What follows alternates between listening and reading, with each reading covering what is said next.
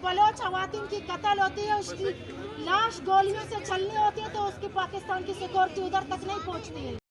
गैरत के नाम पर कत्ल में कोई गैरत नहीं। इज़्ज़त और गैरत का तसव्वुर सदियों से हर माशरे में किसी न किसी सूरत में मौजूद है। बुनियादी हुकूक इंसानी के जदीद तसव्वुर में भी जान, माल और इज़्ज़त की हिफाजत का हवाला मिलता है। हमेशा कौमों और मिल्लतों के लिए इज़्ज़त का बास बनने वालों के सीने पर तमग़े सजाए गए हैं। इज़्ज़त देना, इज़्ज़त अफ़ज़ाई करना, बास इज़्ज़त होना, इज़्ज़त छीनना, इज़्ज़त खाक में मिलना, इज़्ज़त लूटना और ज़ुबान और मुहावरे की ऐसी ही दूसरी तरकीब इस बात का सबूत हैं कि इज़्ज़त और बेइज़्ज़ती का तसव्वुर ख़ासा क़दीम है और इसकी जड़ें बहुत गहरी हैं। तरक्की के इस दौर में जहाँ दुनिया आसमानों पर कमंदें लगा रहा है, कुर्रे अर्ज़ पर सकूनत के तवील दौरानिये के साथ अब इंसान चाँद पर ज़िंदगी करने की नत नई तरकीब सोच रहा है। यकीनन हम बलूच भी इस कुर्रे अर्ज़ के बाशिंदे हैं। गो कि हमने अभी आसमान पर कमंदे लगाने का तसव्वुर ही नहीं किया होगा, लेकिन तरक्की के इस देवकल दौर में हम भी सांसें ले रहे हैं।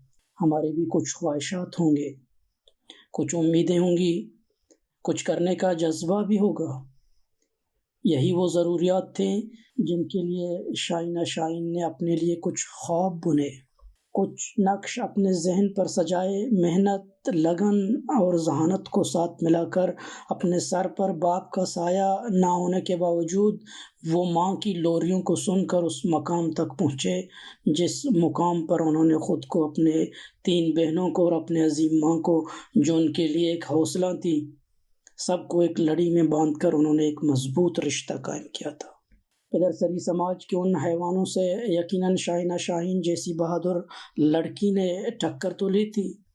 अजीब होगा वो लम्हा जब एक लड़की तरक्की और कामरानी के मंजिल तय कर रहा हो और पिदरसरी समाज के हैवान नुमा दरिंदे उस पर हसद खाती हों। एक तसव्वुर पलक झपकते ही जहन के दरीचों पर दस्तक देगी कि इंसान कितना खुदगर्ज है, जो खुद करता कुछ नहीं पर दूसरों के दियार उजाड़ देता है, क्योंकि अब वो खुद को शराफत के मुरवजा पैमाने पर हल्का महसूस करने लगता है, जिनकी ना कोई शराफत है और ना ही समाजी इज्जत। शाइना शाहीन का बहीमाना कत्ल ना ऑनर किलिंग है और ना ही कोई घरेलू मसला, बल्कि बलोच समाज में ये कत्ल आर्ट का कत्ल है, ये कत्ल फन पारे का कत्ल है, ये कत्ल सहाफत का कत्ल है, ये कत्ल बलोच कोड ऑफ कंडक्ट का कत्ल है, मकरान के दयार में उन सेक्युलर वैल्यूज़ का कत्ल है जिससे बलूचिस्तान के बाकी अजला और शहरों से मकरान का एक अलग मुकाम था। ये कत्ल बलोच बच्चियों का रास्ता रोकने की एक तवील साजिश है जिससे एक बच्ची पढ़कर आगे आकर कुछ करने की तमन्ना कर सके। शाइना का कसूर सिर्फ ये था कि वो कहती थी कि मन हमा द्रच के बर बुअग लूटण, मन हमा द्रच के बर बुअग लूटण वश बिबी तामे चा बरा वशें द्रोशमा चा द्राई नजीबातिर साहगे सारती बख्शी दुनिया। जी हाँ, वो हमारी दुनिया को एक साया फराहम करना चाहती थी। उनकी ये ख्वाहिश थी कि बलूचिस्तान की वो तमाम बच्चियाँ आगे आएँ, पढ़ें, कुछ करें, जिनको पिदरसरी समाज के ऐवान नुमा इंसान सिर्फ बच्चा जनने की मशीन समझती हैं।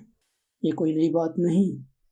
आर्ट, फनफारा, इल्म हुनर का सरेआम इस तरह कत्ल कोई अचानक पलक झपकते सरजद नहीं होता, बल्कि उसके लिए बाकायदा मंसूबा रचाई जाती है। जी हाँ, ये दुश्मन के उन मंसूबों का तसलसल था जिससे कुछ महीने कबल बलूचिस्तान यूनिवर्सिटी में फ़ीमेल हॉस्टल पर कैमरों का नस्ब होना और बीएमसी में बलोच बच्चियों की तालीम पर कदगन लगाना। मकरान हमेशा इल्म हुनर सियासत के मैदान में आगे था और दुश्मन के लिए मकरान हमेशा आंखों का वो कांटा था जो उसे हर लम्हा चुभता था। बलूचिस्तान की तवील इस 74 साल जद्दोजहद में दुश्मन रियासत का हमेशा फोकस यही था कि मकरान को किसी सूरत सर उठाने ना दे, क्योंकि जहाँ शऊर हो, इल्म हो, سیاست کے پیچ و تاب کو سمجھنے کا گر ہو، وہاں انقلاب جلد رونما ہو سکتا ہے۔ اس لیے ریاست کی پالیسیاں تسلسل کے ساتھ مکران کے خوبصورت چہرے کو بھیانک بنانے کی انتہائی تیزی سے جاری ہیں۔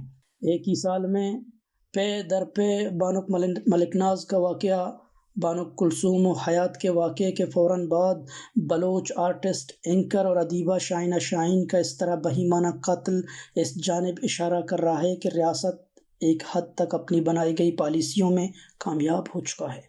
مکران میں ڈیتھ اسکواڈ کے قیام سے لے کر انہیں انتہا درجے تک سہولت دینا اور انہیں بدمست جانوروں کی طرح کھلی چھوٹ دینا اس جانب اشارہ کر رہا ہے کہ دشمن ریاست بلوچ سماج کو مکمل طور پر کھوکھلا کر کے اسے بانجھ بنانے کی درپے ہے۔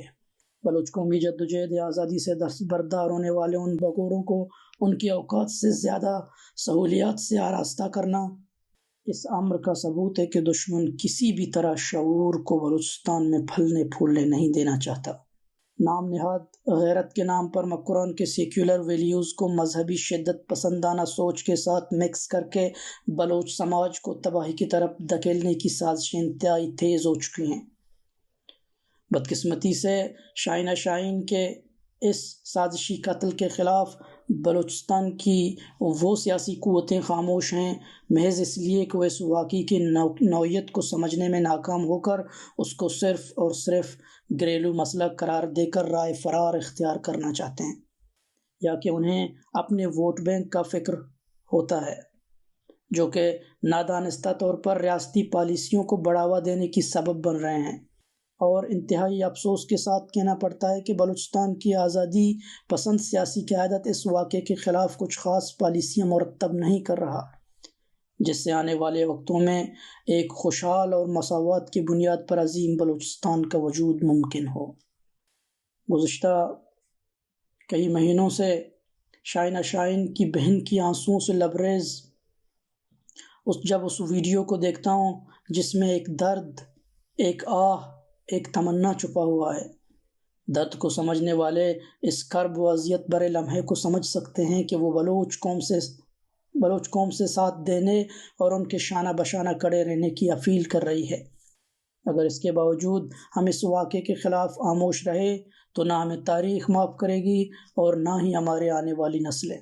کوساروں کی عطا رسم نہیں خاموشی، کوساروں کی عطا رسم نہیں خاموشی، رات سو جائے تو بہتا ہوا چشمہ بولے۔